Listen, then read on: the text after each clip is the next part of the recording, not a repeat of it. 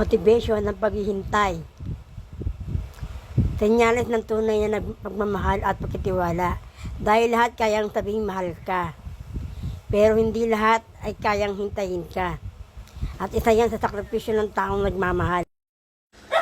Handang maghintay sa taong kanyang minamahal. Kahit walang kasiguruhan.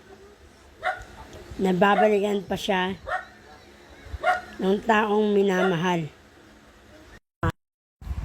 Piliin mo yung taong di ka kayang tiisin. Kahit marami kang mali, ipapatawarin ka pa din niya.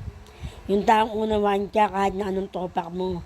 Yung taong kayang magbigay ng oras at effort para sa'yo. Dahil yan yung taong di ka iiwan. At ipaglalaban ka hanggang dulo. Bago ka makapagkaibigan, kilalanin mo na siya mabuti. Bago pagtiwalaan agad sapagkat may mga kaibigan na mapagsamantala. Ang diing maasahan sa oras ng pangailangan. May kaibigan din nagtatagal at nagiging kaway mo.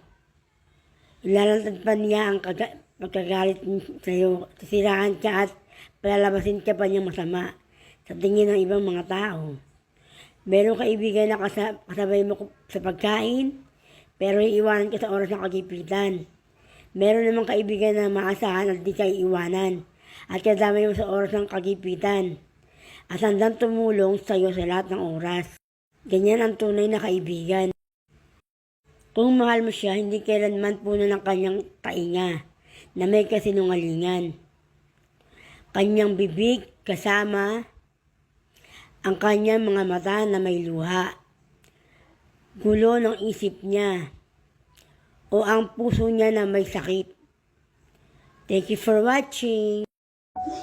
Merong ibang tao na turingang may pinag-aralan, pero wala namang respeto at mundo sa kapwa. Buti pa ang taong walang pinag-aralan, may respeto sa kapwa.